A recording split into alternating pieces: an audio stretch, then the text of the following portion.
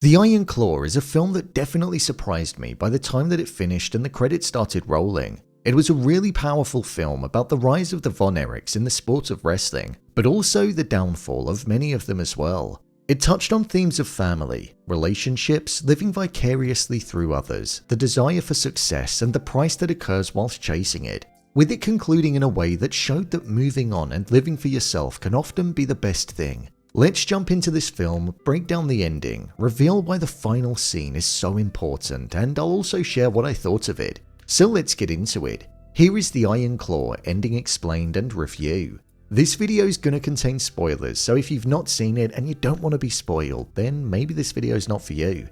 The ending explained.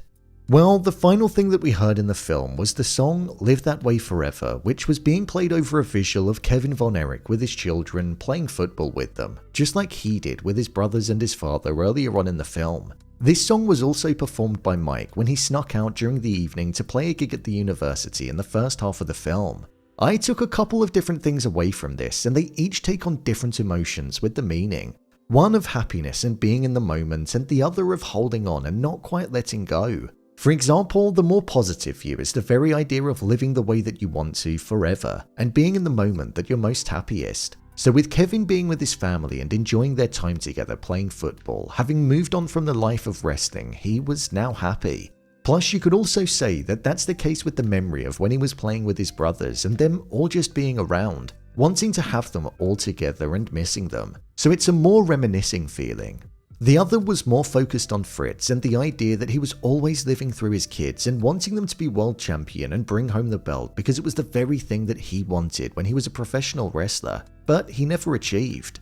Whenever he would talk about his kids going for the world championship belt, he'd always say the likes of we and I, instead of you, showing just how much he wanted it personally.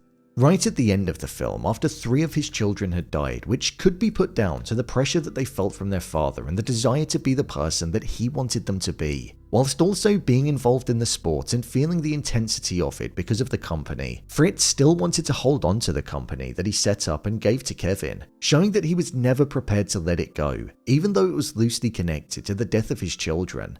Kevin saw the damage in the company and the opportunity to move on, not living like they once did. But Fritz truly did want to live that way forever and never let go of wrestling, even though it should have been a haunting reminder of what happened to his children. One of the final scenes that we saw in the film was when Kerry died, and like Mike, he ended things for himself. We saw that he was struggling with the world that he was living in. He wasn't getting a new contract in wrestling, and he felt like he was in constant pain. He uttered the line, "It's got a hold of me," and it felt like he was talking about the family curse, which was actually quite a haunting moment to hear. When Kevin found Kerry's body, there was a scene where we saw the 4 brothers, Mike, David, Kerry, and Jack Jr. by the river, and there was a moment where there was a focus on the coin that was on the boat. This scene was from the afterlife, and the brothers were now at peace.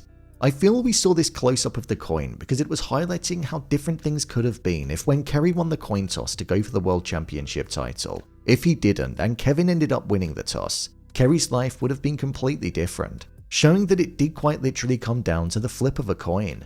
With all of the brothers other than Kevin being together and them having their dream, Kerry with the lower part of his foot back and David with the World Championship belt, with all of the brothers then embracing, it was such a powerful moment that showed the togetherness that the family once had.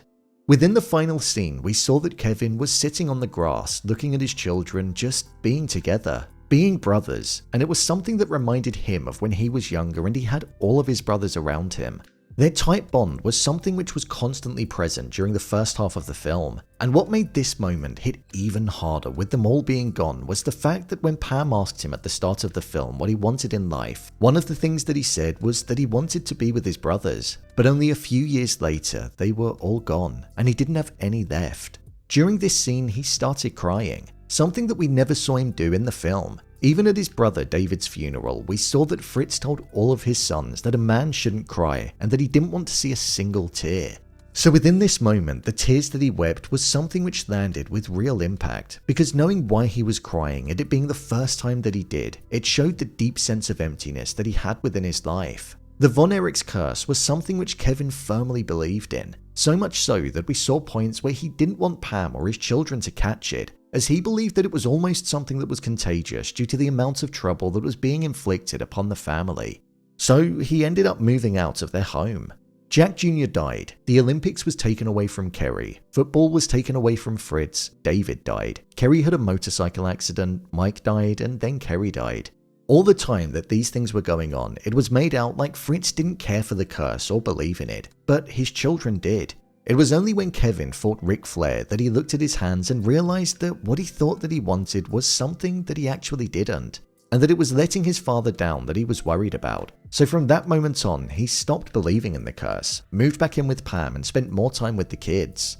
The feeling that their father put upon them and his desire to get them into the wrestling industry, even though he said that he didn't want them to, was something which I really took away from the film, because it felt like he wanted nothing more for them to be there. I took that, but that also paired with the fact that it was the very thing which made the brotherly bond that was once present amongst the four of them to be extremely strong.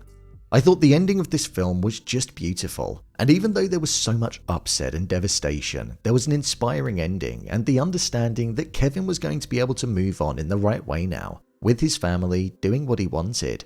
The belief of, if you're the toughest, the strongest, the absolute best, nothing could ever hurt you was just a lie, and Kevin had been hurt more than most despite being all of those things. Overall review. I really enjoyed this film. It took me by complete surprise because I didn't really know what to expect when I first went into it. I thought the story was so well structured and paced.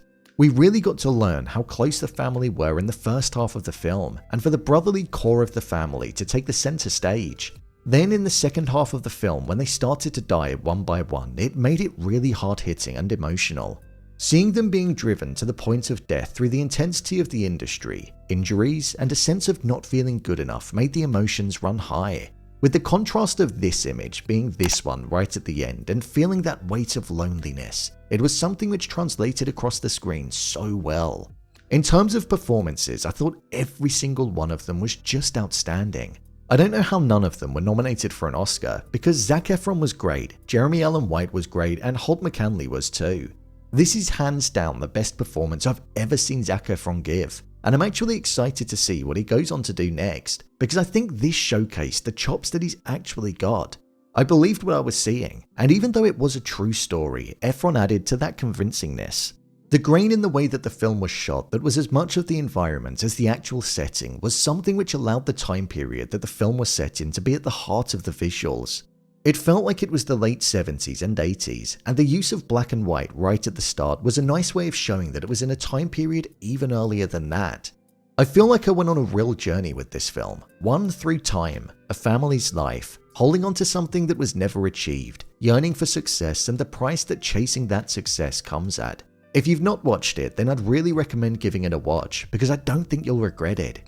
If you want to see more movies from 2024 broken down and explained, and even what I thought of them, then I've got a playlist on the channel. I'll also put it in the top corner. The likes of Poor Things, All of Us Strangers, and all of the best bunch so far. And finally, if you'd like to see what I rated this film on Letterboxd, then head over there. You may have a rough idea, but you never know, it might surprise you.